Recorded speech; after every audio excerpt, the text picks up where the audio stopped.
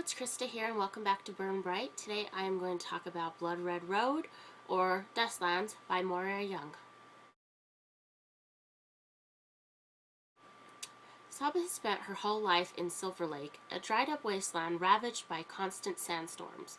The Wrecker civilization has long been destroyed, leaving only landfills for Saba and her family to scavenge from. That's fine by her, as long as her beloved twin brother Lou is around. But when a monster sandstorm arrives, along with 4 cloaked horsemen, Saba's world is shattered. Lou is captured, and Saba embarks on an epic quest to get him back. Suddenly thrown into the lawless, ugly reality of the world outside of desolate Silver Lake, Saba is lost without Lou to guide her. So perhaps the most surprising thing of all is when Saba learns about herself.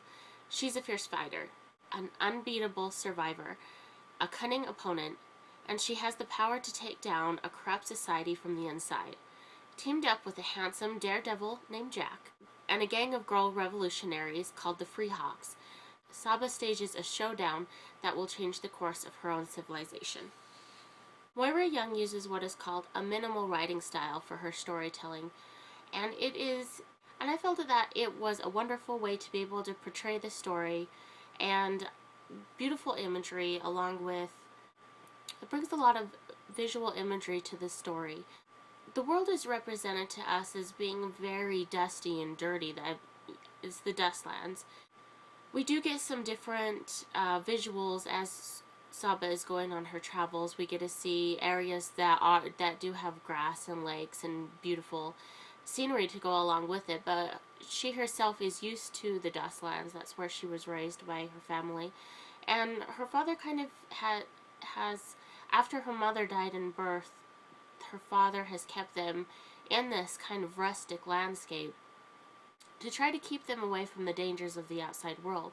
But that doesn't stop this gang from coming in and taking Lou. Saba and Lou were practically one. They had never separated before, and she just cannot live without him and decides that she needs to go as fast as she can and as soon as she can to follow him. But she has a little sister that she has to make sure is taken care of before she leaves. And in the beginning of the book, I had a little bit of trouble getting used to Emmy because she's whiny, she's always dragging her down, needing the attention, and I was ready to get into a great adventure. And so Emmy is kind of a pain in her butt. When Saba starts off on her adventure, she soon realizes that her little sister Emmy is not going to leave her alone.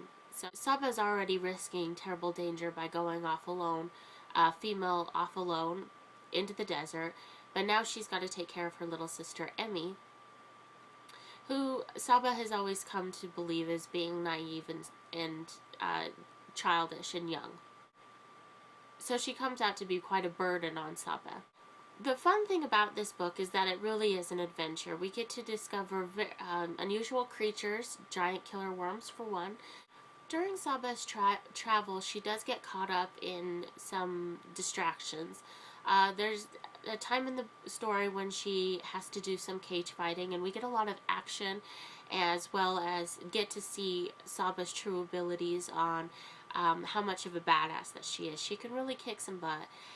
Some of her weaponry, the way that she can fight different, and quite possibly one of my favorite characters is this bird, Nero, and he is kind of her constant companion and her lookout.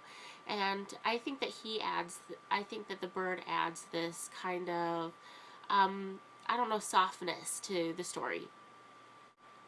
There's a lot of action scenes as well as a lot of traveling scenes, so it's a very constant pace of things happening to the next adventure.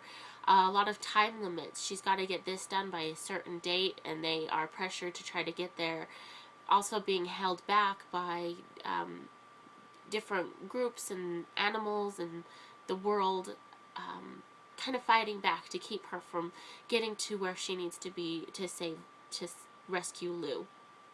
And there are people that die, so it's a heartbreaking story, as well as a little bit of lighthearted romance, which doesn't really overplay any of the other stories, and it comes in later into the book. Um, the most the most drawing thing in the book is her determination to save her brother, and you've got to realize as a reader that her love for her brother is like half of her soul is missing. It is the it's like she cannot live without her other half. So that is the most drawing and driving force of the story going, is that there is a constant pacing to it. There's always one thing happening after another. You get very little downtime, and through the dialogue is where some of the dialect comes in that is harder to understand, but you definitely will get used to it.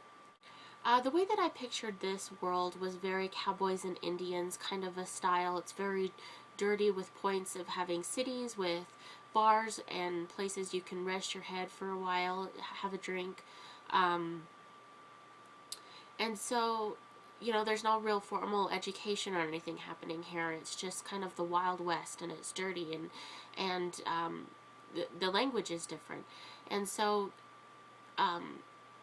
some of what we see during her travels is what the people have done to create forms of entertainment, and one of those things is the cage fighting. This is the point where the reader really gets to know Saba as a fighter. She's determined, and we get to see the less naive side of her and the really smart side of her, and as well as her little sister Emmy.